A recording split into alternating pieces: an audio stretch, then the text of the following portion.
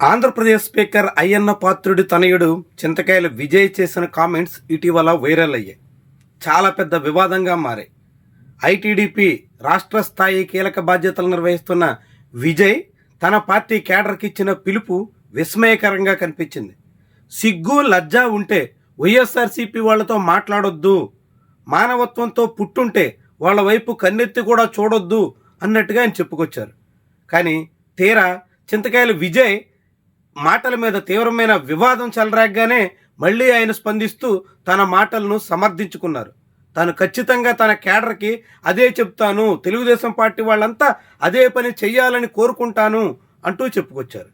మరి చింతకాయల విజయ్ టీడీపీ ప్రధాన కార్యదర్శి హోదాలో ఉన్న ఆయన చెప్తున్నటువంటి మాటలకి నారా లోకేష్ సాగిస్తున్నటువంటి చర్యలకి ఏమైనా పొంతనుందా? వైఎస్ఆర్సీపీ వాళ్లతో మాట్లాడొద్దు అని తన కేడర్కి చింతకాయల విజయ్ పిలిపిస్తున్నారు. మరి నారా లోకేష్ స్వయంగా బొత్స సత్యనారాయణ దగ్గరికి వెళ్ళి ఆయన ఆరోగ్య వ్యవహారాల గురించి ఆరా తీసి ఆయన సన్నబడిపోతున్నారు, ఆరోగ్యం జాగ్రత్త అని సూచనలు కూడా చేసి మరీ వచ్చారు. మరి దీన్నేమనాలా?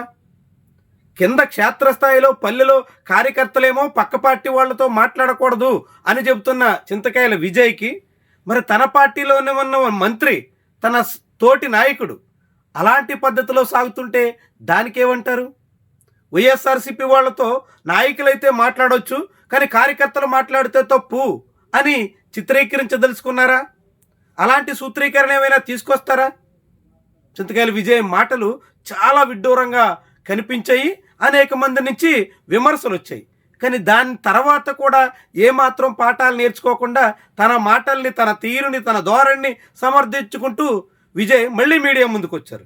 కానీ విజయ్ మీడియా ముందుకు వచ్చిన రోజునే నారా లోకేష్ నేరుగా లోక్ భవన్లో జరిగినటువంటి కార్యక్రమంలో ఎట్ హోమ్ సమావేశంలో బొత్స సత్యనారాయణతో భేటీ అయ్యారు. మరి ఇప్పుడు చింతకాయల విజయ్ ఏమంటారు?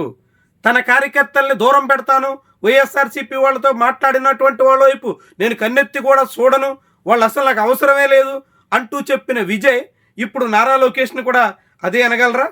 నారా లోకేష్ తీరును కూడా అలాగే తప్పు పట్టగలరా? నారా లోకేష్ వైపు కూడా కన్నెత్తి చూడనని చెప్పగలరా? చెప్పాలి మరి విజయ్. కార్యకర్తల మీద పల్లెల్లో గ్రామ స్థాయిల్లో ఉండేటువంటి సంబంధాల రీత్యా కలిసిమెలిసి సాగకుండా వాళ్ళ మధ్య చిచ్చు పెడుతూ తాము మాత్రం అన్ని పార్టీల వాళ్ళం ఒకటే, అందరితోనూ కలిసి ఉంటాం అన్నట్టుగా నాయకులు సాగితే ఈ ద్వంద్వ నీతిని ఏమనాలా? ఇదే రెండు కళ్ళ సిద్ధాంతం అనుకోవాలా అనే ప్రశ్న కూడా ఉదయిస్తుంది. లోకేష్ అయినా విజయ్ అయినా మీరు మాటలు చెప్తున్నప్పుడు ఆ మాటలకు తగ్గట్టుగా మీరు వ్యవహరించండి. మీరు వ్యవహరిస్తే మీ అనుచరులు దాన్ని అనుసరించడానికి అవకాశం ఉంటుంది. మీరేమో మళ్ళో మేస్తూ మిగిలిన కార్యకర్తలు మాత్రం గట్టును మెయ్యాలి అంటే అది ఎలా వీలవుతుంది? నాయకులు ఏ పని చేస్తారో శ్రేణులు కూడా వాళ్ళని అనుసరిస్తారు. కాబట్టి అందుకు తగ్గట్టుగా వ్యవహరించండి. అంతే తప్ప జనానికి సూక్తులు చెప్తాం, నీతులు వల్లిస్తాం, మేము మాత్రం గోతులు తీస్తాం అంటే జనం ఏ రీతిన కూడా మిమ్మల్ని హర్షించరు.